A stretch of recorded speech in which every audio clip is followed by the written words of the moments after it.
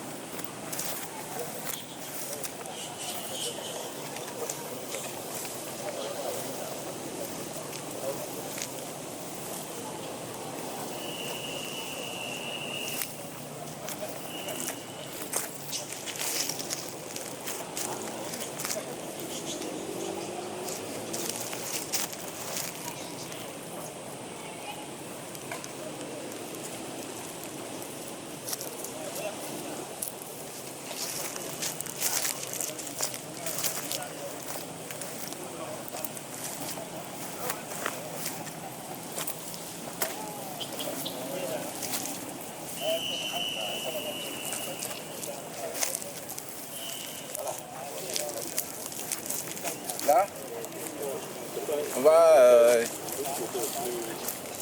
ouais, c'est pas...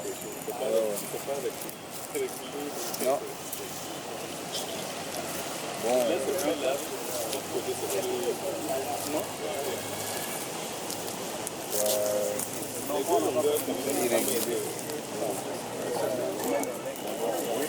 Ça va. Mais ce sont les chauves-souris. Les chauves-souris. Ça va, oui, ça va. Ça va. Un jardin peut bien avoir cette forme. Oh, oui, tout à fait. Alors, voilà. On suppose, venez au soleil. Venez au soleil comme ça. Les gens veulent se réfugier à l'ombre là. Ça va. Voilà, ici, voilà notre jardin. Et c'est le jardin, ça c'est notre jardin. Maintenant, il nous faut un plan d'aménagement pour ce jardin. Qu'est-ce que vous proposez? Nous avons besoin d'un plan d'aménagement, ça ne va pas être comme ça. On veut aménager pour que ça permette, pour que ça facilite le travail. Premièrement d'abord, il va falloir que nous puissions sortir une ligne d'entrée de sortie. D'accord. Ok. Où est le... Si on suppose que ça c'est la clôture, où se trouve la porte? On décide de... Comme la porte, c'est là-bas, à l'angle. Là-bas. D'accord. La porte, c'est là-bas.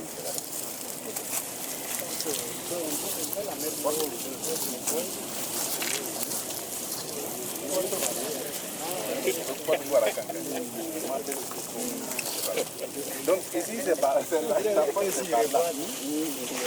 Ok.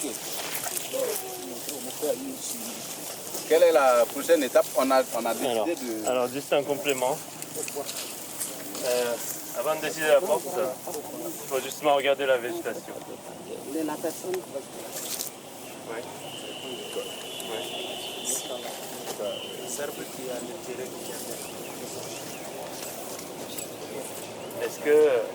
Est-ce qu'on va supprimer ça ou est-ce qu'on va garder ça? On va garder, tout à fait. Alors, nous allons regarder d'abord les arbres. S'il y a déjà les arbres, c'est mieux au début de conserver. Mais vous allez regarder si on plante les légumes ici et là, qu'est-ce que ça change? Les ombres qui changent, c'est peut-être les interactions racines qui changent, les microbes du sol, ça va être différent. Quand on arrose les deux côtés, ça va être différent. La durée, l'eau retenue, c'est peut-être différent ici là même quand il y a un petit trou comme ça, ça peut être différent aussi.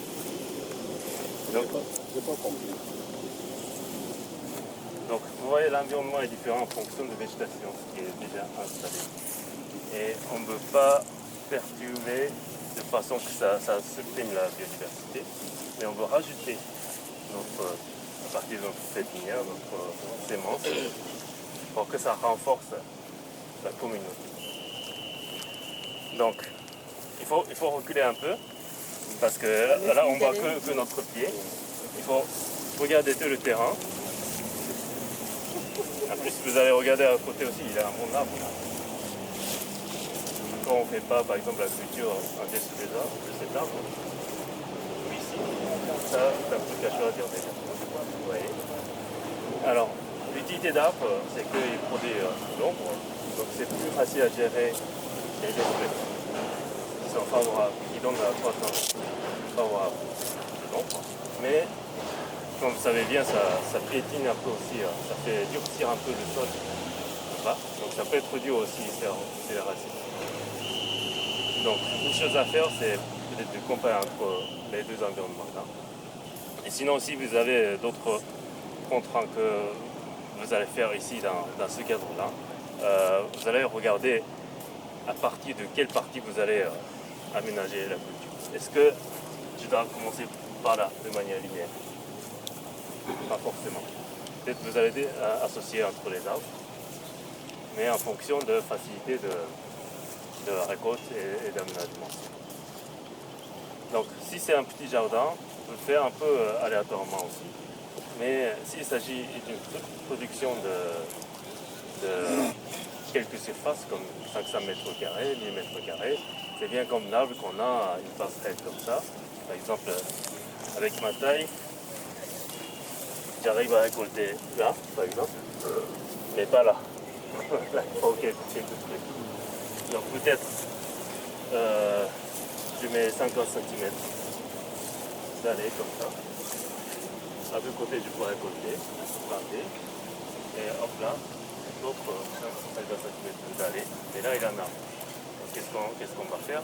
Peut-être on peut garder cette zone là, oui. Ensuite, on peut faire l'arrêt comme ça aussi.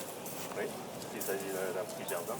Et si vous avez un grand terrain, vous pouvez aussi choisir la configuration régulière. Vous voyez. Donc c'est en fonction de votre taille aussi. Si vous êtes énorme, si vous arrivez à récolter tout ce qu'il y a dans 2 mètres, vous pouvez faire ça parce que ça fait gagner le terrain. Ce qui devient la passerelle, en gros, c'est pas productif. Donc vous perdez le terrain. Donc si vous arrivez à récolter, si vous avez décidé de cultiver plutôt les arbres au lieu des petits légumes, alors là vous avez plus de marge à jouer parce que les arbres ça se récolte, en tout cas avec votre équipement. Là vous allez garder par exemple 2-3 mètres de largeur pour la surface de production. Et vous allez configurer ça en fonction de ton arbre. Il y a déjà cet arbre là, peut-être il vaut mieux faire un petit cercle ici. Mais là, par exemple, quand il n'y a que des arbres, peut-être faire la configuration un peu régulière. Aussi la configuration de l'eau. c'est une zone inculte.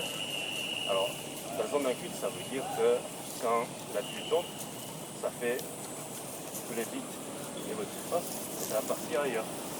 Donc vous allez regarder la pente parce que le terrain est toujours en panne, même légèrement comme ça. Et là, il y a des techniques de topographie qu'on peut jouer d'abord, comme le ZAI 2001. Donc c'est là aussi qu'on peut faire les silons. Donc si la pente est comme ça, enfin j'exagère un peu, mais si l'eau coule comme ça, est-ce qu'on fait le même silon comme ça ou comme ça? Vous voyez, comme ça. Peut-être si à ma place, je préfère faire une sorte avec un peu comme ça, un peu de milieu, à plusieurs niveaux comme ça. Et comme ça, j'arrive à ramasser tous les eaux avec décalage de temps dans lequel vous pouvez planter. Vous voyez déjà. Donc il faut considérer plusieurs dimensions. C'est pas parce que vous avez le terrain, hop, on va planter. Il faut savoir tous les relations, maîtriser la relation. Voilà. Donc, qu'est-ce que vous en pensez? Est-ce que quelqu'un a l'idée de mettre le passerelle ici? Si vous avez, vous pouvez imaginer, si vous voulez planter des arbres, vous allez déjà choisir l'endroit. Est-ce qu'on va faire un jungle ici? Est-ce qu'on garde cette végétation? Oh, il y a une partie de zone de moringa, par exemple. Et alors, lequel on va planter tous les deux. Qu'est-ce que tu en penses? Oui, c'est super. On peut penser un peu une zone boréale, un peu avec les moringas. Oui. Si on cultive le moringa, quel côté vous préfériez? C'est une question. Si, imaginez que vous avez des pépinières là, qui sont avec moringa, tout ça. Voilà. Pourquoi? D'accord. Donc c'est la stratégie de récupérer l'écosystème premièrement. Ça c'est une façon de penser. Et d'autres façons de penser, c'est par exemple, mettez en surface sud. Vous coupez un peu le soleil. Vous favorisez avec l'ombre. Donc ça garde un peu l'humidité. Aussi, à partir du sud, on peut avancer vers le nord, tout en gardant la zone de l'ombre. Ça c'est aussi une autre solution. Est-ce qu'il y a d'autres choses? L'ouest ou l'est? Le sud. Si on place ici. Les arbres aussi. Oui.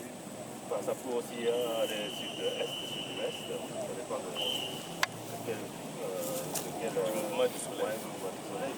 Mais pas de manière plus générale. Si on met un passage des arbres, ça fait tomber les ondes. Si on fait au côté nord, les ondes, ça va sortir du terrain. Alors au contraire, au Japon par exemple, il y a le vent très fort pendant l'hiver. Il faut absolument mettre quelques arbres, comme un grillage, un coup de vent au nord pour couper tous ces vents qui descendent de la montagne. Sinon, on n'arrive pas à cultiver pendant l'hiver. Mais ici, ce que je constate, c'est que vous ne manquez pas de soleil. Et parfois, il fait trop fort, vous voyez. Donc en ce cas, si au Japon c'est suffisant de cultiver 2-3 mètres d'arbres comme ça, à distance, à l'intervalle de 3-4 mètres, ici vous aurez besoin quelquefois des grands arbres comme ceci. Et d'autres avec la taille entre 2 mètres à 4 mètres en fonction de la facilité de récolte.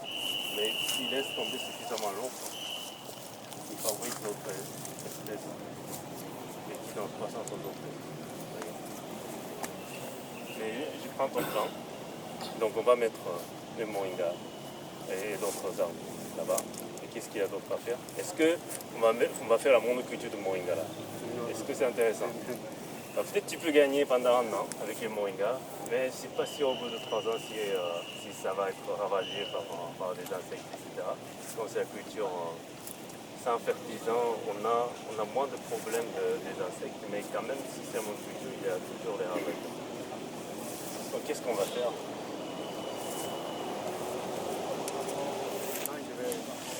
Selon moi, si je mets le moringa, après le moringa, je peux mettre un peu de tomate par exemple.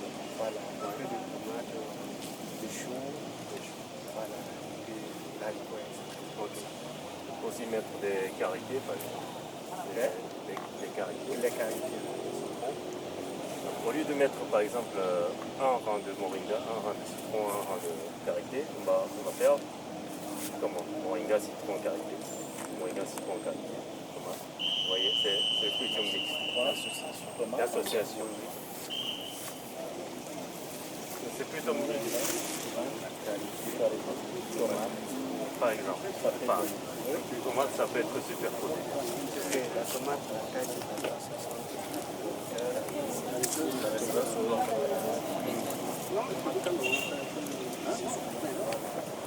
Au lieu de mettre les mosaïques de monoculture, qui est dans la plupart des cas d'autres agricultures, on a le silon d'une espèce, on a un autre silon d'une autre espèce. On ne fait pas ça à la sylviculture, on essaie de mélanger. Par exemple, si on a une surface comme ça, au Japon, on peut cultiver une vingtaine d'espèces. Non, ici seulement, on peut mettre une vingtaine d'espèces. combien? 20. 20 ou 30, ça dépend. Il y a au moins 20 espèces. Mais je n'ai pas de doute là. Ils n'ont pas suffisamment de terre. Non, c'est pas ça seulement. Hein. Je demande peut-être, au Japon, c'est parce que c'est vu votre nombre que la terre ne suffit pas, que vous avez amélioré cette technique-là pour pouvoir vraiment s'adapter. Non, la question peut paraître bête, mais quand même... Je pense pas. Dans la zone tropique, on a quand même plus de biodiversité que la zone tempérée. Oui, le Japon, ça fait combien de kilomètres carrés? Le pays, c'est Le pays même. Ah, pas, il faudrait chercher. Mais est-ce que ça vaut le Burkina Faso? Ça dépasse. Oui, je pense que ça dépasse. Mais il y a des zones agricoles dans le sens qu'on a des forêts. Dans le Les autres ne peuvent pas exploiter. oui, parce que la pente est trop raide. Enfin, c'est presque la colline, mais on n'arrive pas quand même à monter chaque jour. Donc, c'est un petit au bord de la plage. Gaspiller notre espace. Et puis, il y a quelque chose. C'est pas qu'on manque. C'est comme espèce là. Quand on va bien analyser ici, la question n'est pas tout à fait. Non, puisque je sais qu'au Japon, les gens cultivent le riz dans les concessions. Quelle est la raison pour laquelle? C'est la question, c'est ça. Oui. Alors, il y a plusieurs raisons. On a constaté, quand on a plus de diversité, on a plus de réactivité au changement climatique. C'est-à-dire, à court terme, on a la sécheresse, on a la pluie forte. Mais selon notre donnée de production, quand on a plus de 10, 20 d'espèces, ça donne plus de diversité de récoltes. On a plus de récoltes. Quand la précipitation change, bien sûr, il y a la sécheresse, ça peut arriver, on n'arrive pas à contrôler le ciel. Et quand on a une vingtaine d'espèces, on arrive à s'adapter. Et c'est assez différent. Attention, c'est assez différent de cultiver une espèce ici, une autre. On a 20 parcelles, ça ne va pas s'adapter. Hein. Il faut mettre 20 espèces ici. Bon, on peut appliquer le même 20 espèces ici, mais il faut avoir le mélange. Parce qu'il y a ce réseau de coopération avec les racines qu'on ne maîtrise pas complètement, mais c'est comme ça qu'on a construit cet écosystème sur la Terre, c'est-à-dire au début sur cette Terre il n'y avait pas d'écosystème. On avait l'eau de mer qui coulait aussi jusqu'à la mer parce qu'on n'avait pas la végétation, on n'a pas du sol avec les matières organiques. Mais petit à petit, ce sont les plantes qui ont un peu domestiqué le terrain à leur faveur. Et qu'est-ce qu'ils ont fait? Ils n'ont pas joué individuellement, ils ont joué collectivement en formant la communauté.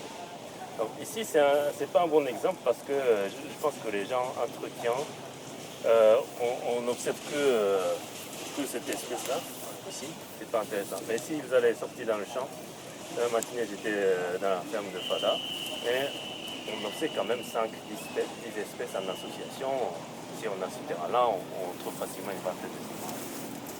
Il y a aussi un état naturel, on a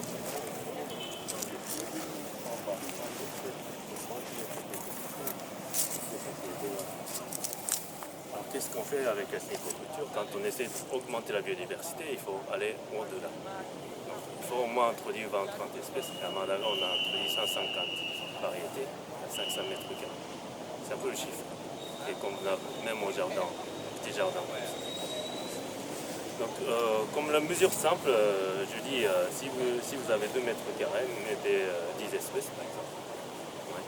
Si on a 4 mètres carrés, vous allez mettre 10 espèces, 20 espèces, si c'est possible 30 espèces. Mais c'est en fonction de ce que vous voulez produire. Si vous mettez beaucoup de vivaces, peut-être il y a moins de diversité, mais vous allez être sûr que ça va rester tout au long terme, voire plusieurs années.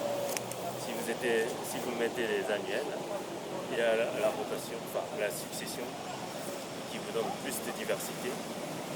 Mais là, il faut savoir maîtriser parce que ça se fane. Il faut savoir planter votre grain, votre plant, et il faut savoir le timing, aussi le coup de maintien. Il faut parfois arroser plus.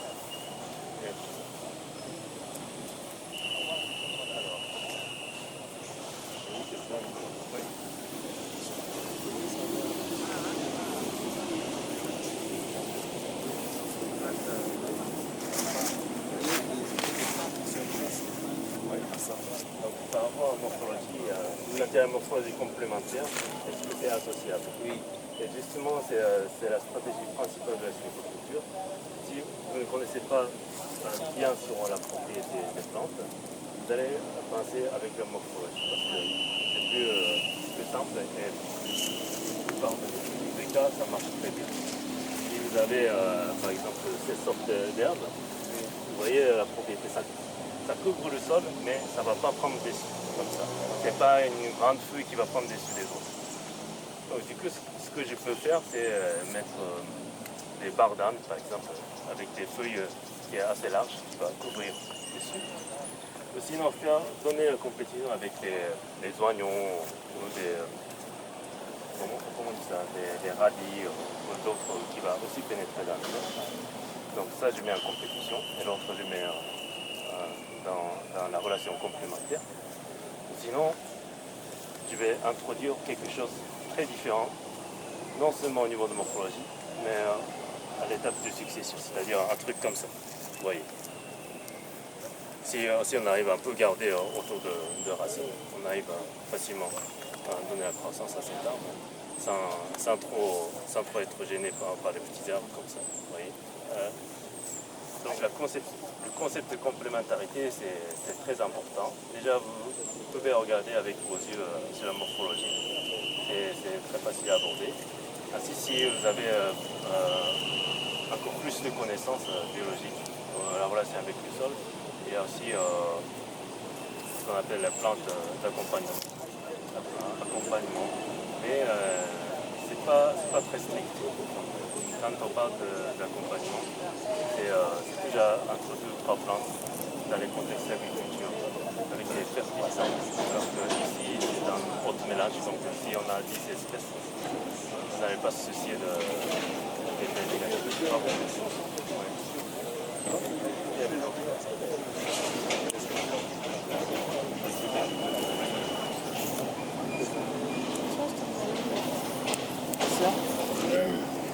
Comment se fait la tuberculose? La culture de Les tubercules, la patate, la pomme de terre, comme on ne doit pas travailler le sol, alors qu'en général, là, on doit faire des pionges, des trucs. D'accord. C'est une bonne question. J'ai fait des patates, par exemple, dans les pommes de terre au Japon. Quand on plante des pommes de terre, on peut simplement creuser les trous, mais on ne doit pas faire le labourage entièrement, vous voyez. Alors, quand on dit la perturbation du sol, comme ça, est-ce que c'est une perturbation? Enfin, normalement, non. Mais si je travaille, même avec une pelle entièrement comme ça peut être une perturbation. Mais si ça reste petite surface, en grand vue, ça ne rend pas l'effet vraiment négatif. Alors, quand on dit la perturbation, il faut voir la conséquence. La conséquence de quoi? De la biodiversité. si cet effet de perturber le sol, physiquement c'est une perturbation. Même je dois, déjà le fait que je vous ai mis debout ici, c'est une perturbation au sens propre. Mais si ça permet d'introduire d'autres espèces ici, en conséquence ça augmente la biodiversité. Donc, une façon de penser, c'est, on creuse la terre pour planter les pommes de terre, bien sûr, c'est une perturbation, mais qui introduit les pommes de terre. Qu'est-ce qu'on peut faire encore? On met les pommes de terre, mais en même temps on plante d'autres graines, de fabacées par exemple. Et selon la stratégie au Japon, il y a des fabacées qui poussent au printemps, après on prend le récolte, ça se fane, et après que ça disparaît, il y a la pomme de terre qui apparaît. Vous voyez, il y a une double stratégie qui joue déjà dans ce rôle. Et quand vous allez faire la récolte, c'est vrai que vous allez perturber de nouveau. Mais vous allez quand même perturber quand vous plantez les plants. Donc, quand vous faites la récolte, vous laissez une pomme de terre le plus grande pour que ça régénère sur place. En plus de ça, vous allez introduire les graines pour planter les jeunes plants, les arbres. Vous allez changer la végétation. Profitez de cette occasion de perturbation pour introduire de plus en plus de biodiversité. Voilà. Donc c'est pas de perturber le sol en soi qui est mauvais, c'est ce que vous allez faire et ce que vous allez avoir comme conséquence. Donc même si je travaille le sol entièrement, et si j'arrive à s'aimer 200 espèces de graines, ça va. Mais si vous n'arrivez pas, vous allez limiter la perturbation en fonction de ce que vous avez comme, dans votre pépinière. Et si, comme conséquence, ça rétablit l'écosystème, si ça ne donne pas la dégradation du sol, ça va. C'est juste l'effet diversité qui compte.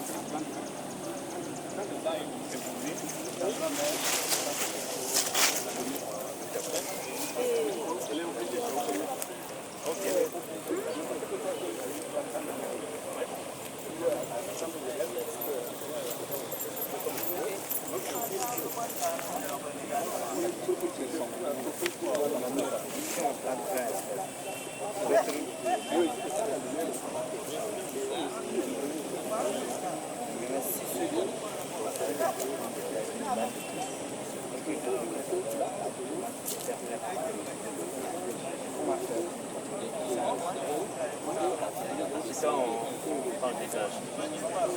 C'est vrai que parfois, les rencontres sont soit l'un pour l'autre, mais on peut bien sûr planifier à l'avance que ça ne puisse pas l'un pour l'autre. Alors, quand on mélange les 20 espèces, ça ne veut pas dire qu'on a un mélange homogène de 20 espèces, parce que les plantes s'organisent entre eux. Et il y a et ça change un peu la composition des espèces. Donc,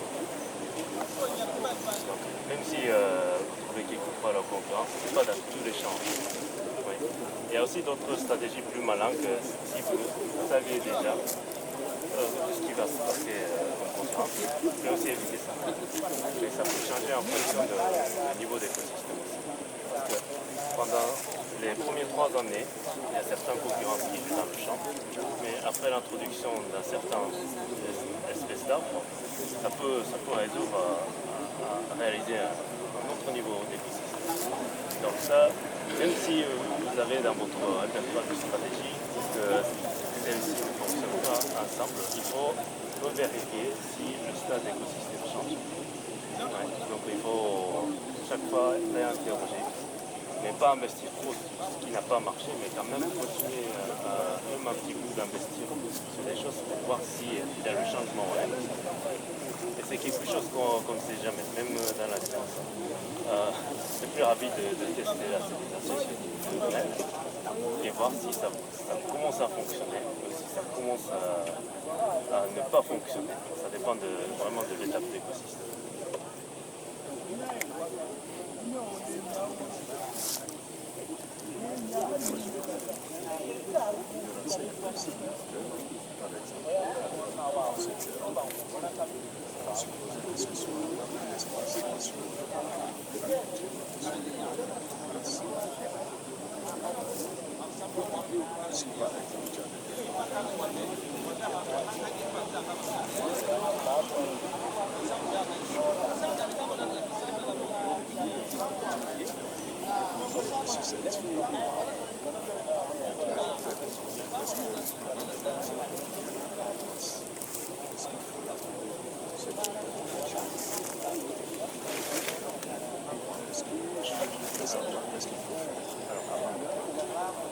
dépend de votre stratégie en fait. Bon, je parle de tout cas ici. Il y a des herbes assez envoyées. Et que le sol est assez dur. Donc, un choix, c'est de labourer juste une fois et de planter Ouais, c'est le soleil là. Et vous allez éviter la régénération de ces terres pour la majorité, pour que votre culture s'installe, pour que votre culture prenne la dessus. Sinon, d'autres modes de faire, c'est de laisser ces terres parce que ça garde quand même l'écosystème qui est déjà installé. Et donc, vous allez planter des choses, soit ce qui est comme ça, sec, pour améliorer le sol, soit remplacer les arbres, enfin les herbes qui sont devenues trop grandes.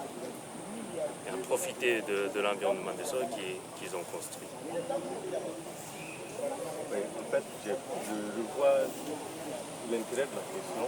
Dans le module qu'on a trouvé, on a dit que c'est sans pesticides, sans labour. Voilà. Donc sans labour, là, ça suppose que c'est pendant maintenant l'évolution des plantes qu'on ne va plus labourer. Sinon au départ, je me dis que quand même il faut préparer le terrain pour le... Non, c'est toujours pas la peine de labourer, même au début. Mais on a le choix. Si on veut remplacer certaines parties de l'écosystème, si vous prenez le choix de labourer au début, c'est possible. Mais je me doute que si vous labourez ici, ça ne va pas donner une bonne production. Sauf si vous avez la bonne ressource. Aussi des pépinières qui sont complètement frais avec des L'appareil là commence à chauffer. Ça peut tuer, mais L'appareil là commence à chauffer. dans ce cas, dans les zones arides, c'est quand même Noir de au lieu. remplacer les plantes existantes. C'est tellement sensible qu'il faut toucher. Je vois.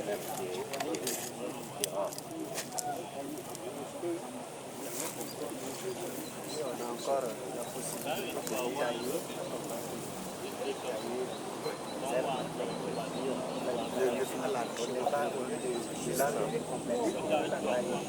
Quand les légumes sont en concurrence avec les herbes spontanées, on a le choix de faire le débroussaillage à la taille des légumes. Donc en fonction de ce que vous voulez protéger, vous coupez les arbres. Et ce qui est mieux, c'est de remplacer ces herbes avec des plantes. En arrachant. Et en même temps que vous arrachez, vous allez planter.